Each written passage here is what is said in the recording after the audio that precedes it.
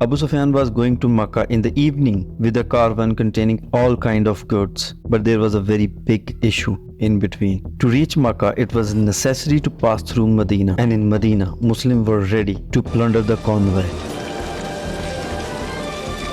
Wait, what? Plunder the convoy?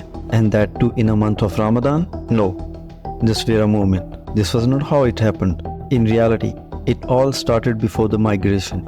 When Prophet ﷺ announced his prophecy, at that very moment, the people of Mecca has the least acceptability for the prophecy of Muhammad ﷺ and his companions, and especially the companions of Prophet ﷺ who were poor and weaker, had been through real tough time of cruelty. Muhammad ﷺ, along with his all companions, faced a lot in the Mecca: criticism, opposition, conspiracies, murder attempts, social and economic boycotts, and they were forcefully left with the least choice to live with. After all these multiple events ordained by Almighty Allah, Prophet ﷺ, along with his companions, preferred to leave Mecca.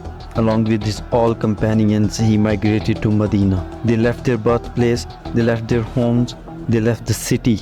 When the Muslims were peacefully living in Medina, even at that time, the people of Mecca went to the next step of plundering their houses back in Mecca, selling their goods, selling their houses.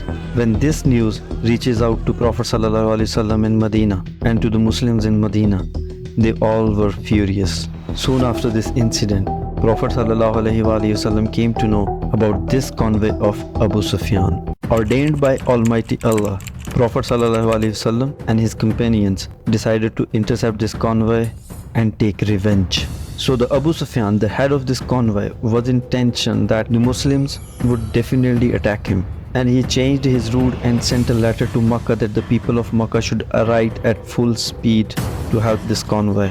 And a man with this news from Abu Sufyan reached Mecca seeking help for the convoy. On the other hand, the Muslims' army had already set out to stop the convoy.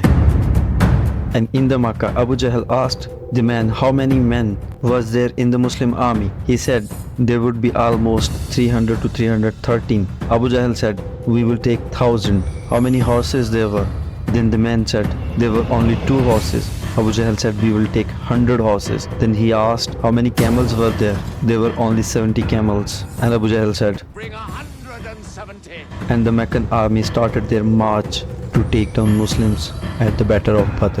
On the other hand, Abu Sufyan's convoy left the main road, took some other route and escaped from the Muslims' army. So there was no need to fight because the caravan then was saved. But the Abu Jahl still insisted, even if the caravan has survived, we will not leave these Muslims. We are more in power, let's finish this up. And they announced fight in their camps. Here, obviously, Muslim army reached before the Meccan army at the place of Badr, and they captured the places near the well and gained military edge. Next day, when Abu Jahl's army appeared, it was 3 times bigger than the Muslim army. A very rich Meccan businessman came forward with his brother and son and challenged the Muslims that is there someone who can come and fight with us? And here from Muslim side, 3 Ansars of Medina came forward to fight them. And the Meccan leader Ubay said, who are they? We are here to cut off the heads of our brothers, those who rebel against the religion of their fathers. Then Hazrat Hamza, Hazrat Ubayd and 24-year-old Ali al-Murtaza came forward to start the fight. In this initial campaign, Hazrat Ubayd was injured, but all of 3 representatives of Muslim army were able to take down 3 major leaders of the Meccan army. And this left Meccan army stunned and took them morally down. During this battle, Muslims knew that their army was very small in comparison to the enemy, so they adopted a defensive strategy, and that was not to leave their place.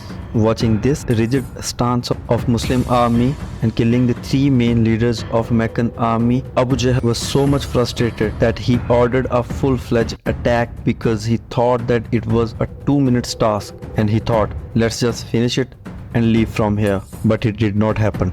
Gradually, for every Muslim, 5 infidels were died. The Meccan army then retreated and got tensed, and they were frustrated that we are 3 times more than them and we are not even able to move them from their places. In the meantime, Muslims changed their rank and brought fresh people in front. Again, Abu Jahl gave the order to attack, but the same thing happened again, and the Meccan army started retreating. This time Muslims followed them and attacked them. And here in Mecca, everyone was waiting for the news of victory, because the crash of Mecca had never suffered any major defeat in last 60 years, and because of this, whole Arab considered Quraysh as their leader. But now, the crash of Mecca were defeated by only 313 people earlier, who left away from the war, considering that there is no need to fight now, and reached Mecca.